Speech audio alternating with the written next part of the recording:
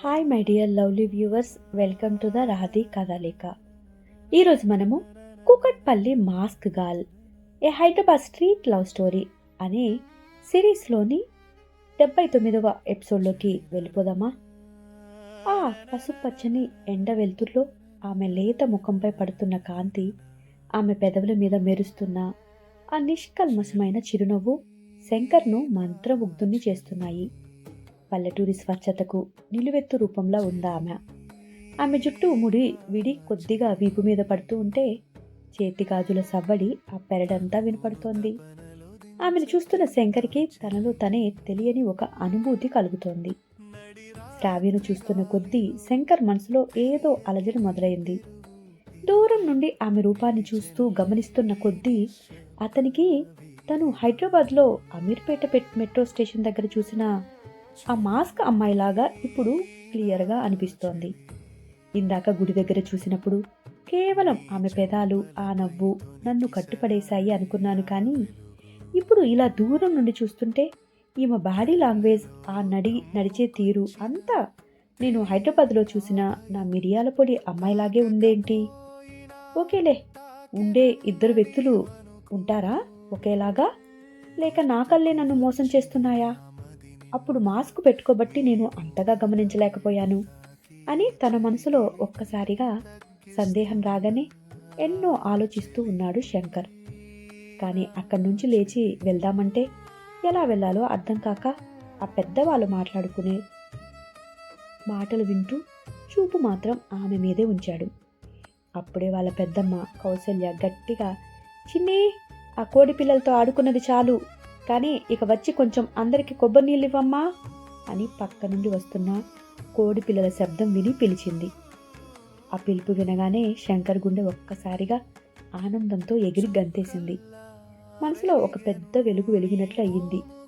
అంతే, ఇప్పుడు మా పెదనాన్న వాళ్ళ తమ్ముడి మనవరాలు చిన్ని అనే అమ్మాయిని నన్ను పెళ్లి చేసుకోమని ఇప్పటిదాకా అడుగుతున్నారు కదా, ఆ అమ్మాయి ఈ అమ్మాయేనా? నేను వెతుకుతున్న నా మిరియాల పొడి అమ్మాయి ఈ చిన్నీనా అని మనసులో విపరీతంగా సంతోషపడిపోయాడు. వెంటనే ఆ ఉత్సాహాన్ని ఆపుకోలేక పెద్దమ్మ వైపు తిరిగి, పెద్దమ్మా, మీరిందాక పెదనాన్న వాళ్ళ తమ్ముడి మనవరాలు ఉంది అని చెప్పారు కదా, ఇప్పుడు మీరు పిలిచిన చిన్ని ఆ అమ్మాయేనా అని ఆత్రంగా అడిగాడు. వాళ్ళు నవ్వుతూ, అవునరా, మీ పెదనాన్న తమ్ముడు కూతురా ఆ చిన్ని అని చెప్పింది. ఇక శంకర్ మనసులో ఆనందానికి అవధులు లేవు. ముఖంలో నవ్వుని దాచుకుంటూ, సరే సరే అయితే పెద్దమ్మా, మీరు అంతగా అడుగుతున్నారు కాబట్టి అమ్మాయికి ఇష్టమైతే నేను కూడా పెళ్లి గురించి ఆలోచిస్తానులే. ఎలాగో మా అమ్మ కూడా రోజు ఇంటికి కోడలు తెచ్చుకోరా అని పోరు పెడుతుంది కదా. ఏమో మీ నోటి చలవ వల్ల మా ఇద్దరికి సెట్ అయితే ఇక పెళ్లి చేసుకుంటానులే, మీ కోరికని కాదనకుండా అన్నాడు పక్కనే ఉన్న పెరట్లో కోడి పిల్లలను ఆడుకుంటున్న శ్రావ్యని చూస్తూ. కానీ ఇక్కడే శంకరి మాత్రం చూస్తుంది అక్కడ కోడి పిల్లలతో ఆడుకుంటున్న చిట్టి తల్లిని, అంటే శ్రావ్య పాపని. పెద్దమ్మ వాళ్ళ మనవరాలు శ్రావ్యని చూస్తూ తనే చిన్ని అనుకుంటున్నాడు శంకర్. కానీ పెద్దమ్మ కౌసల్య చెప్తున్నది మాత్రం తన చెల్లి మనవరాలు చిన్ని గురించి. శంకర్ ఈ కన్ఫ్యూజన్లో ఉండిపోయి ఆ పెరట్లో వెళ్ళటానికి ఒక నెపం ఎంచుకొని అక్కడున్న చెట్లను చూపిస్తూ లేచాడు. పెద్దమ్మ తోటలో కొబ్బరి చెట్లు బాగా ఎదిగిపోయాయి. చక్కగా మీకు ఎప్పుడు కొబ్బరి నీళ్ళు కావాలంటే అప్పుడు ఇలా కోసేసి తీసుకోవచ్చు కదా. మా హైదరాబాద్ సిటీలో అస్సలు ఏం తాగుతున్నామో ఏమో తింటున్నామో తెలియదు, అవి కెమికల్స్ కలుపుతున్నారో ఏమో కూడా తెలియదు అంటూ ఆ చెట్లను చూస్తున్నట్టుగా నటిస్తూ మెల్లగా ఆ కోడి పిల్లల దగ్గర ఉన్న శ్రావ్యని కలవటానికి నడుచుకుంటూ వెళ్ళాడు. మరొక్కసారి కౌసల్య లోపల నుండి అరిచింది, ఏ చిన్ని, ఎక్కడున్నావు నువ్వు? ఆ కోడి పిల్లల దగ్గర ఇక్కడ ఆడటం మానేసి ఇట్రా. మీ అక్క వచ్చిందంటే చాలు ఇద్దరు కలిసి ఆ కోడి పిల్లల మీద పడతారు. రా, ఇక్కడికి రా, ఇలా వచ్చి అందరికి కొబ్బరి నీళ్ళు ఇవ్వు అని మరొక్కసారి గట్టిగా పిలిచింది. కానీ అప్పటికే అసలైన చిట్టి తల్లి నా కాలిపట్టి ఒకటి పడిపోయింది, నేను అలా ఒకసారి గుడికి దగ్గరికి వెళ్ళి చూసి వస్తాను అని శ్రావ్యతో చెప్పి అక్కడి నుంచి వెళ్ళిపోయి ఉంది. ఇక ఇప్పుడు పెరట్లో ఒంటరిగా కోడి పిల్లలతో ఆడుకుంటుంది శ్రావ్య మాత్రమే. పెద్దమ్మ పిలుపు వినగానే అమ్మమ్మ వస్తున్నా అంటూ శ్రావ్య పైకి లేచింది. ఆ తర్వాత శ్రావ్య పలుకుతూ గిన్నె పట్టుకుని గబగబా ఇంట్లోకి పరిగెత్తుతుంటే అది శంకర్ చూస్తాడు. ఆమె లోపలికి వెళ్తూ పెద్దమ్మను అమ్మమ్మ అని పిలవటం కూడా శంకర్ విన్నాడు. దాంతో శంకర్ మైండ్లో పూర్తిగా ఫిక్స్ అయిపోతాడు. అబ్బా, ఇన్ని రోజులు నేనెందుకు అంతగా ఈ మిరియాల పొడి అమ్మాయితో కనెక్ట్ అయ్యానో అని అనుకుంటూ ఉన్నాను. అంటే తను నాకు ఈ రకంగా బంధు అవుతుందా? మా పెదనాన్నకు తమ్ముడి మనవరాలా? అందుకేనా మా మధ్య అంత కనెక్టివిటీ కుదిరింది? దేవుడు నన్ను అందుకే ఇక్కడికి పంపించాడా ఏంటి ఈరోజు అని మనసులో ఎంతో మురిసిపోయాడు. అప్పుడే ఆ తోట బయట జీప్ దగ్గర కూర్చున్న సత్తిబాబు సుజాతతో మాట్లాడుకుంటూ ఉంటే శంకర్ కొంచెం సేపు వారి దగ్గరికి వెళ్ళి మాట్లాడుతూ తోటలోనే అలా ఉండిపోయాడు. ఈ లోపల శ్రావ్య కొబ్బరి నీళ్లు గ్లాసులో తీసుకుని వచ్చి బయట ఓపెన్ వరండాలో ఉన్న వాళ్ళందరికీ ఇస్తూ ఉంది.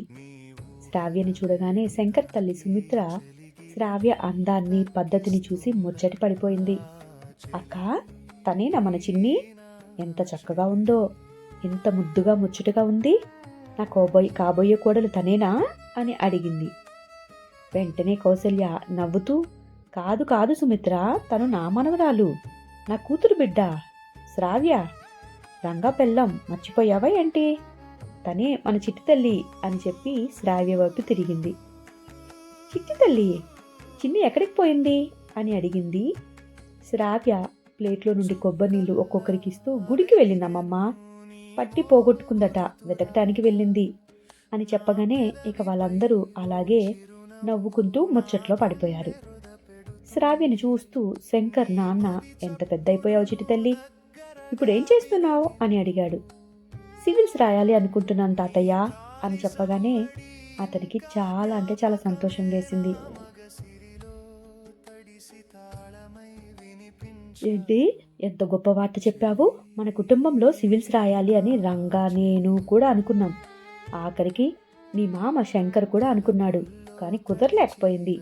నువ్వైనా రాసి తప్పకుండా మన పేరుని నిలబెట్టాలి చిట్టి తల్లి అని అతని కాళ్ళకి వంగి నమస్కరిస్తున్న శ్రావ్యని దీవిస్తూ చెప్పాడు. ఇదేమీ తెలియని శంకర్ జీపు దగ్గర సత్యబాబుతో మాట్లాడుతున్నట్టు నటిస్తూనే లోపల ఉన్న శ్రావ్య వైపు చూస్తూ ఉన్నాడు దూరం నుండే.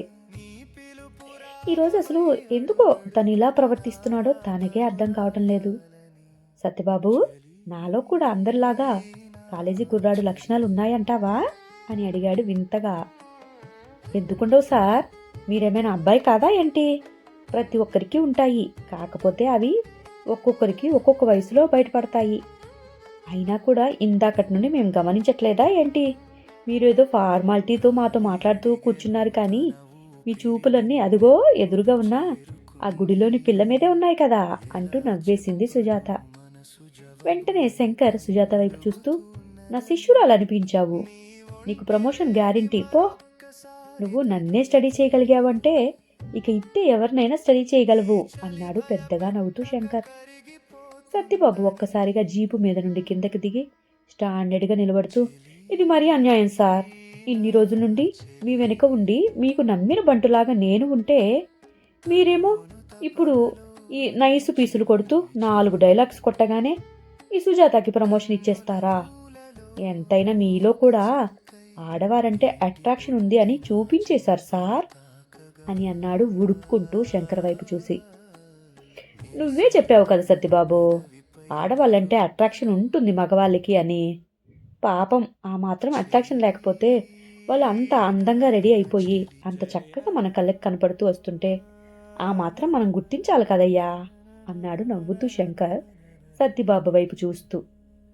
శ్రావ్య దూరంగా వాళ్ళందరికీ కొబ్బరి నీళ్ళిచ్చి నవ్వుతూ మాట్లాడటం చూసి ఇక ఆగలేక వెంటనే, సరే సరే సత్యబాబు, మీరు మాట్లాడుకుంటూ ఉండండి, నేను ఇప్పుడే వస్తాను అంటూ శంకర్ పరుగున వాళ్ళ అమ్మ వాళ్ళ దగ్గరికి వెళ్ళి కూర్చొని వరండాలో ఉన్న వారి దగ్గరికి వెళ్ళాడు. శంకర్ ఆ ఆత్రమంతా ఎలాగైనా ఆమెను దగ్గరగా చూసి అవకాశం దొరుకుతుంది అని అతని దృష్టిలో ఈ అమ్మాయే చిన్ని అనుకుంటూ తెగ ఆమె దృష్టిలో పడిపోవటానికి ప్రయత్నిస్తున్నాడు. శంకర్ అలా రాగానే శ్రావ్య శంకర్కి కూడా ఒక గ్లాసు కొబ్బరి నీళ్ళు అందించింది. శంకర్ అలాగే ఆదమర్చి ఆమె కళ్ళల్లోకి చూస్తూ కొబ్బరి నీళ్లు గ్లాస్ తీసుకున్నాడు. శ్రావ్య మాత్రం అవేమీ పట్టించుకోకుండా అతన్ని అసలు చూడకుండా అమాయకంగా అతని వైపు చూసి లోపలికి వెళ్ళిపోయింది. శంకర్ మనసులో మాత్రం పెళ్లి బాజాలు మోగుతూ ఉన్నాయి. కానీ అసలైన చిన్ని వేరే అమ్మాయి అనే నిజం తెలిస్తే శంకర్ పరిస్థితి ఏమవుతుందో మరి. మరోవైపు హైదరాబాద్లోని ఆఫీస్ వాతావరణంలో చాలా నిశ్శబ్దంగా గంభీరంగా ఉంది. ఎప్పటిలాగే అర్జున్, నేహ ఇద్దరి మధ్య గొడవ వల్ల ఆఫీస్లో ఒక రకమైన టెన్షన్ వాతావరణం కనిపిస్తోంది. నేహ చాలా కోపంగా ఎవరితోనూ మాట్లాడకుండా తన సీట్లో కూర్చుని ఒంటరిగా వర్క్ చేసుకుంటూ ఉంది. ఆమె ముఖంలో కోపం కన్నా కళ్ళల్లో మాత్రం ఒక రకమైన ఆవేదన కనిపిస్తోంది. అర్జున్ కూడా ఆఫీస్ పనుల మీద తప్ప తన మీద అస్సలు ధ్యాస పెట్టడం లేదు. ల్యాప్టాప్ వైపు చూస్తూనే ఉన్నాడు. కానీ అతని ఆలోచనలన్నీ సాపి చుట్టూనే తిరుగుతున్నాయి. ఇంకా నేహ మీద కూడా అప్పుడప్పుడు తన ధ్యాస మల్లుతూ ఉంది. కానీ బయటికి మాత్రం చాలా అంటే చాలా అహంకారంగా, నిర్లక్ష్యంగా, యాటిట్యూడ్తో నటిస్తున్నాడు. టైం సాయంత్రం 5 కాగానే అర్జున్ తన బ్యాగ్ సర్దుకొని నేహ వైపు ఒక్కసారిగా కూడా చూడకుండా ఆ రోజు విజయ్తో కలిసి క్యాజువల్గా నవ్వుకుంటూ ఆఫీస్ నుండి బయటికి వెళ్ళిపోయాడు. తన రూమ్కి విజయ్తో కలిసి వెళ్ళిపోతున్న అర్జున్ని చూసి నేహ గుండె బరువెక్కింది. ల్యాప్టాప్ స్క్రీన్ వైపు చూస్తూనే ఆమె కళ్ళల్లో కసి మెరిగిపోయింది. ఇంత నిర్లక్ష్యమా? కనీసం మాట్లాడే అవకాశం కూడా ఇవ్వకుండా వెళ్ళిపోతాడా అని మనసులో అనుకుంటూ ఉంది నేహ. కానీ నేహ అంతటితో వదిలేయాలి అర్జున్ని అని అనుకోవటం లేదు.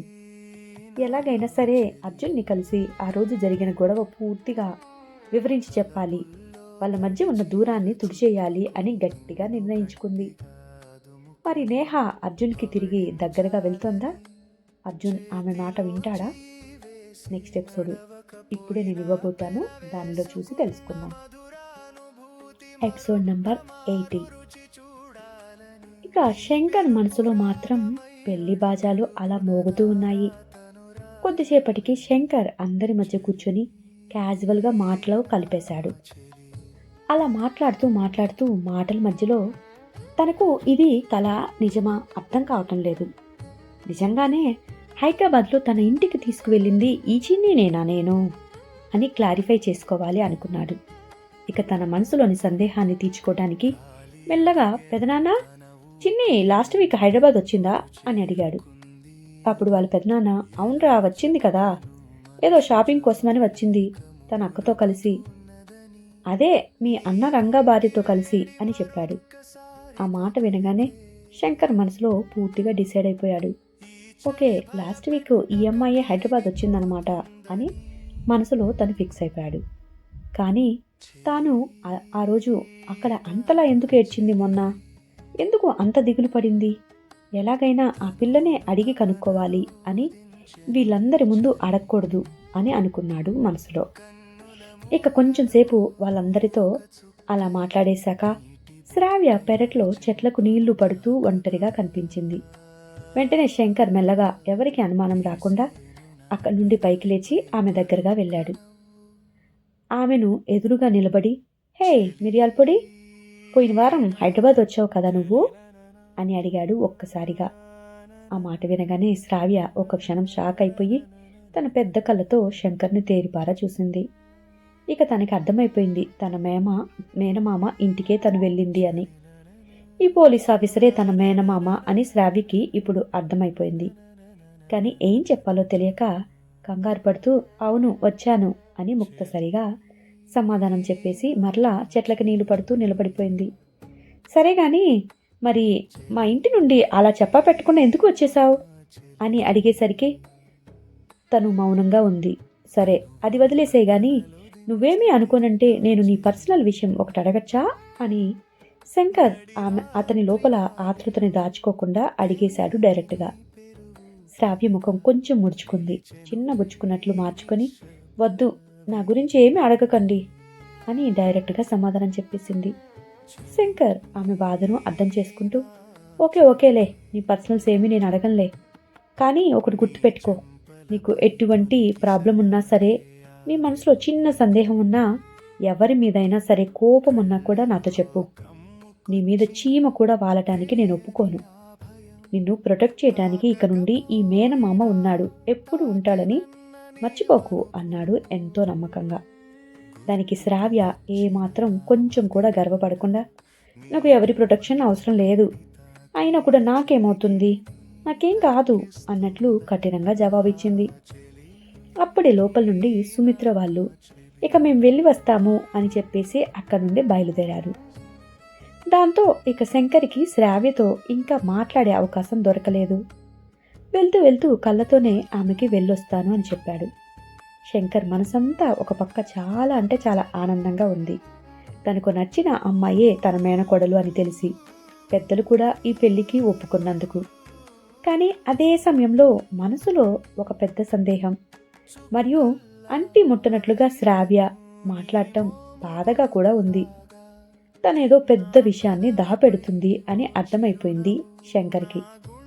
పోయిన వారం అమీర్పేటలో మెట్రో స్టేషన్ దగ్గర అలా వర్షంలో దుఃఖంతో అల్లాడిపోయి ఏడవటం శంకర్ స్వయంగా చూశాడు. అసలు ఎందుకు అలా ఏడ్చి ఉంటుంది అనే ప్రశ్నలు ఇప్పుడు అతని లోపల తొలిచేస్తున్నాయి. సరే సరే, ఏదేమైనా సరే, ఎలాగైనా నేను నిజం కనుక్కుంటాను. మొత్తానికి తను ఇప్పుడు నా కాబోయే భార్య అని అర్థమైంది కదా అని మనసులో అనుకుంటూ జీవెక్కేశాడు శంకర్. మరోవైపు శ్రావ్య జీవితంలో మరో పెద్ద పోరాటం మొదలైంది. ఆమె చదువుకోవాలనే పట్టుదలతో సుందరి ఇంటికి వెళ్తోంది. కానీ అక్కడ ఆమెకు అనుకూలించే పరిస్థితులైతే ఉండవు ఎప్పటిలాగే. అన్నిటికీ ఓర్చుకుందాం అనుకున్నా కూడా కొన్ని ఘోరమైన అవమానాలు ఎదురవుతూనే ఉన్నాయి.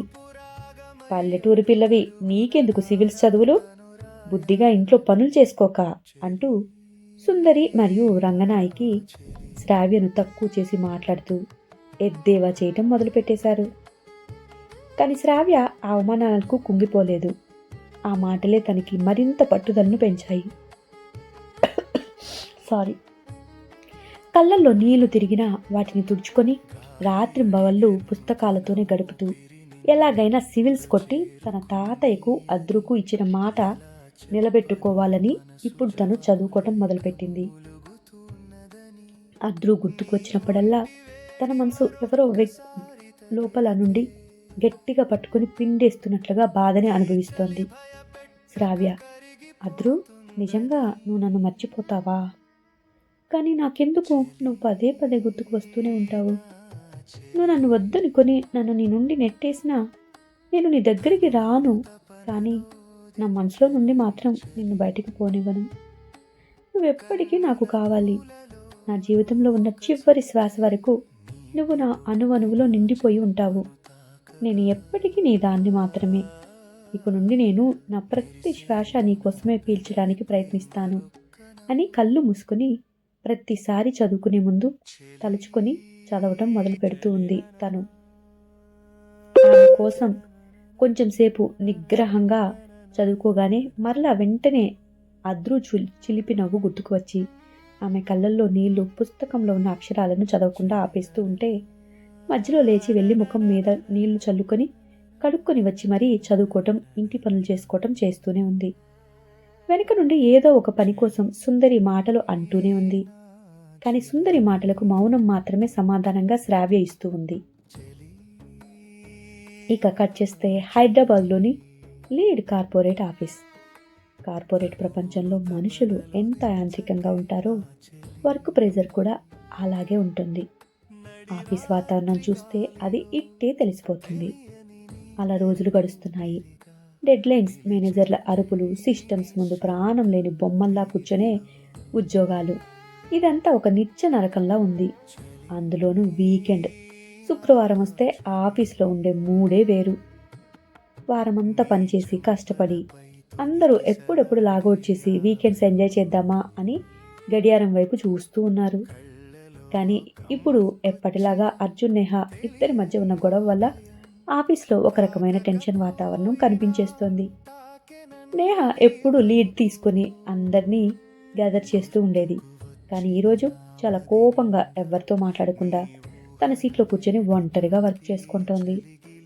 నేహ ఎలాగైనా సరే అర్జున్ని కలిసి ఆ రోజు జరిగిన గొడవ గురించి పూర్తిగా వివరించి చెప్పాలి అని మరలా మరలా ప్రయత్నిస్తుంది.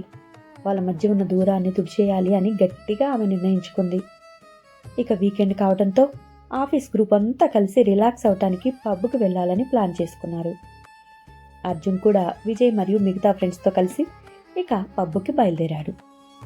అక్కడ మ్యూజిక్, డ్రింక్స్, ఎంజాయ్మెంట్ అంతా నడుస్తుంది. అక్కడంతా సందడి సందడిగా నడుస్తున్నా కూడా అర్జున్ మనసు మాత్రం ప్రశాంతంగా లేదు. వీకెండ్ వచ్చేసరికి ఎప్పుడు ఎంతో ఖుషీగా ఉండే అతనికి ఎందుకో సడన్గా సాపి జ్ఞాపకాలు విపరీతంగా గుర్తుకొస్తున్నాయి. అసలు తను ఎక్కడుంది? నాతో మాట్లాడకుండా ఎలా ఉండగలుగుతుంది? తప్పకుండా నా కోసం ఎదురు చూస్తూ ఉంటుంది కదా అని అతని మనసు విలువిల్లాడిపోయింది. ఎలాగైనా తనకి ఫోన్ చేయాలని డిసైడ్ అయ్యాడు.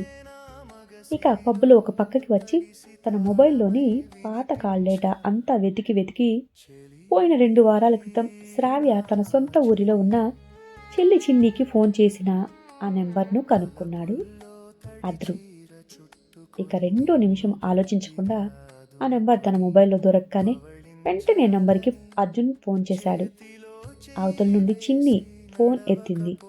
హలో, ఎవరు అని అడిగింది. అర్జున్ కంగారుగా, హలో, షాపీ ఉందా అక్కడ?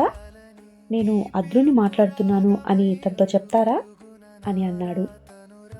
వెంటనే చిన్ని కొంచెం కంగారు పడుతూ, శాపీనా? తనెవరు?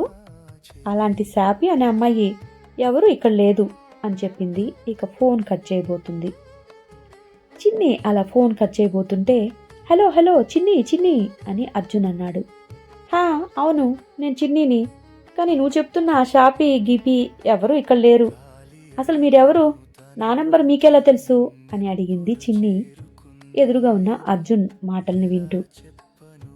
అర్జున్ ఒక్కసారిగా బతిమలాడుతున్నట్టుగా, ప్లీజ్ ప్లీజ్ నా మాట ఒక్కసారి వినండి, ఫోన్ కట్ చేయకండి. 2 వారాల క్రితం మీ అక్క నా మొబైల్ నుండి మీకు ఫోన్ చేసింది కదా అన్నాడు. ఆ మాట చెప్పగానే వెంటనే కొంచెం చిన్ని ఆలోచించింది. మా చిట్టి తల్లినా? తనతో మీకేం పని?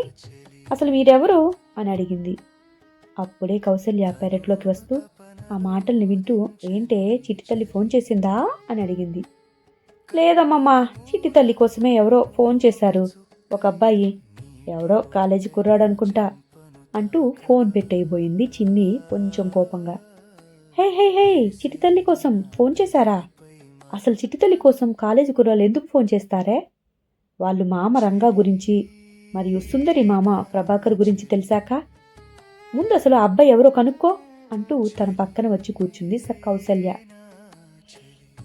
ఇక అమ్మమ్మ ఆ మాట చెప్పగానే వెంటనే అద్రు, నేను చిట్టి తల్లికి బాగా కావలసిన వాణ్ణి, అద్రు అని చెప్పు చాలు, తనకి తెలిసిపోతుంది అన్నాడు ఎంతో ఆర్ద్రతతో నిండిన గొంతుతో. చిన్ని వాళ్ళ అమ్మమ్మ వైపు చూస్తూ, అమ్మమ్మ, ఎవరో అద్రు అంట మన చిట్టి తల్లి కావాలి అంటున్నాడు. అసలు తనకి ఫోన్ లేదు కదా, మరి అలా ఎలా ఫోన్ చేస్తాడు అంది కొంచెం చిరాగ్గా మొహం పెడుతూ. చిన్ని అలా అనగానే ఆ మాట విని కౌసల్య మొహం ఒక్కసారిగా విప్పారింది. హే, తను చిట్టి తల్లికి బాగా కావలసిన వాడు, నువ్వు చాలా పద్ధతిగా మాట్లాడు అంటూ చిన్నగా చెప్పింది వాళ్ళ చిన్నితోటి. ఇక వెంటనే చిన్ని ఎంతో పొలైట్గా, తను మా అక్క ఊర్లో ఉంటోంది, వాళ్ళు ఇంట్లో ఏమైనా చెప్పాలా అని అడిగింది అర్జున్ని.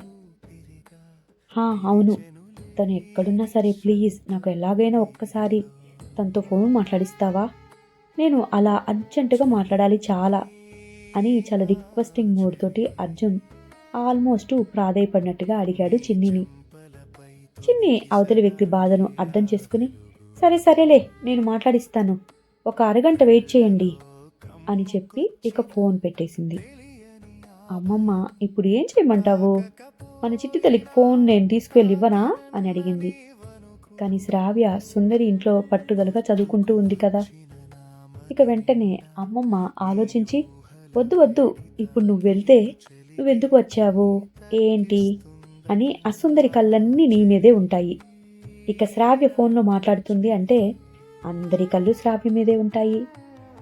కాబట్టి నువ్వు వెళ్ళొద్దులే, అందుకే చిన్ని నువ్వు నేరుగా వెళ్ళకు అని రంగాకు నమ్మకుడైన సుబ్బడిని పిలిచింది.